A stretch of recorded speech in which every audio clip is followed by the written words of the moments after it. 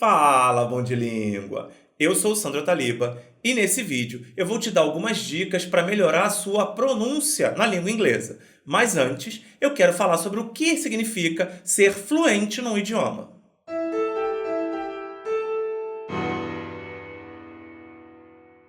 Quando a gente quer aprender um novo idioma, um erro muito comum é focar na pronúncia perfeita das palavras. Mas, por mais que isso obviamente seja importante, isso é secundário.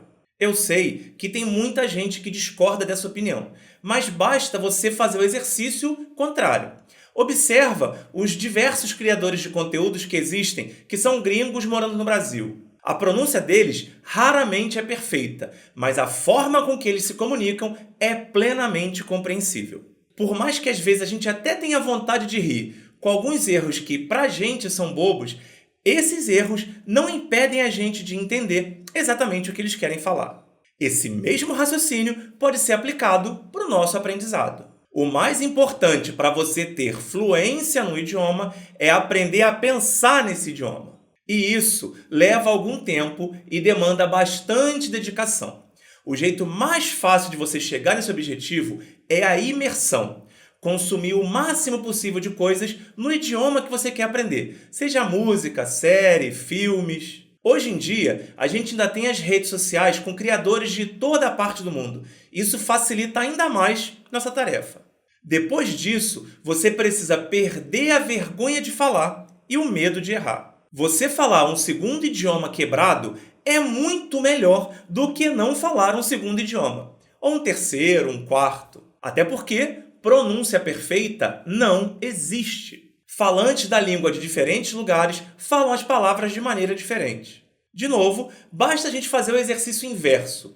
Imagina um mineiro falando, uma baiana, um angolano. Os próprios portugueses muitas vezes são incompreensíveis para a gente. Então deixa essa vergonha de lado e bora destravar esse achievement aí.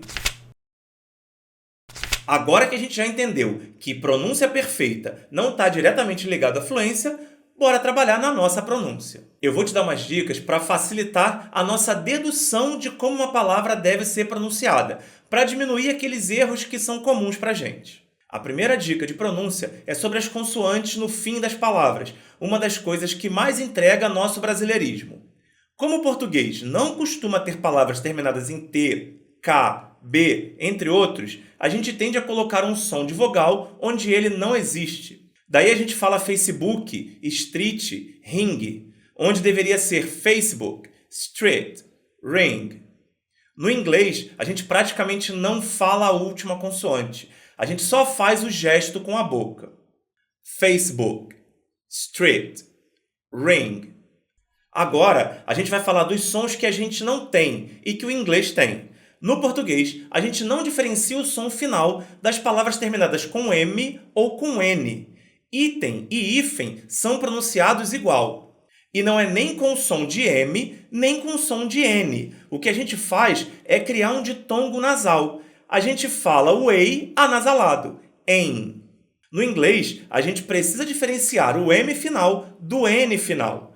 Them e then são duas palavras totalmente diferentes. A gente precisa pronunciar o M e o N. No mesmo esquema de fazer o gesto com a boca, que eu já disse antes. O mais curioso é que tem falante de português que nem consegue diferenciar o som dessas duas palavras.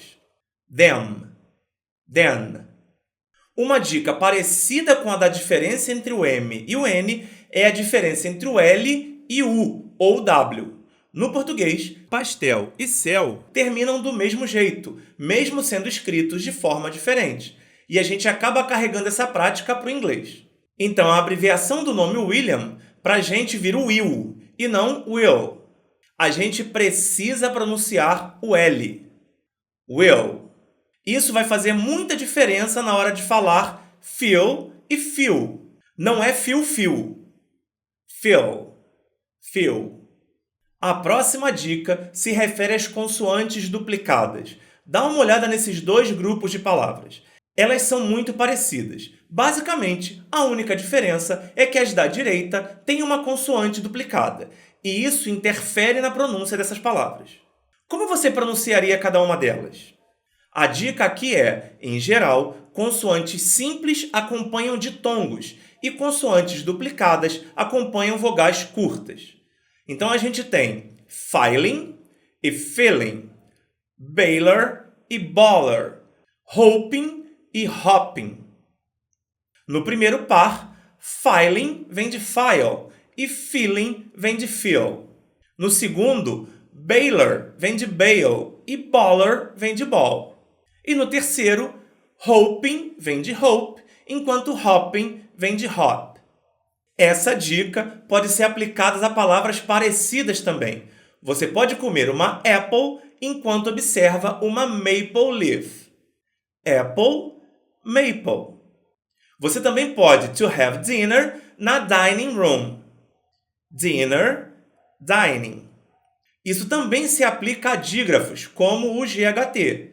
Assim a gente tem fight e fit. Fácil, né? Por falar nessa relação entre vogais curtas e ditongos, outra letra que causa essa diferença é o E sozinho no fim das palavras. Aqui, a gente precisa falar de duas coisas.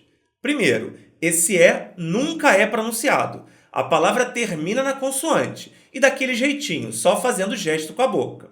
Então é date e não date, face e não face, live e não live.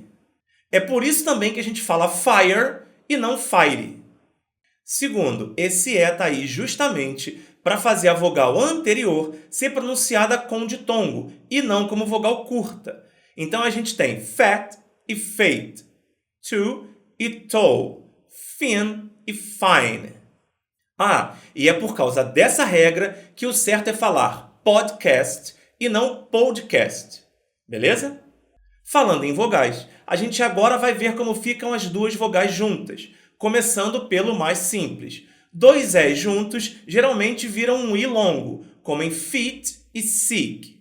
Agora, dois Os juntos não tem muito uma regra. Pode ser um O longo, como em door ou pour. Pode ser um U longo, como em to ou food.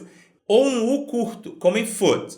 Outro encontro vocálico que depende das palavras é o EA. Ele pode ser pronunciado como um I longo, como em see ou real, ou como um E aberto, como em bear e wear. Pior, a mesma escrita pode apresentar pronúncias diferentes, como read, de ler, e read, que é ler no passado, ou lead, de liderar, ou led, que é chumbo. Outro encontro que não tem qualquer regra é o OU. Pode ser AU, como em loud ou couch, ou mesmo como em so ou though, O curto, como em thought ou cough, U alongado, como em soup, e ainda deve ter mais alguma variação bizarra que me fugiu à memória. Nesses casos, tem que ter contato com as palavras mesmo. Não tem jeito. O encontro AI ou AY geralmente viram A, como em raid ou pay. Mas o verbo say no passado ou na terceira pessoa vira said ou says. OY é sempre OI. O Y é sempre I. O I ou o E viram um U longo, como em juice ou issue. E por fim, OA e OE viram O, como em load ou tow. E chega, né? Eu espero que essas dicas te ajudem com a sua pronúncia. Já a fluência é só questão de prática. Um abraço e até o próximo vídeo.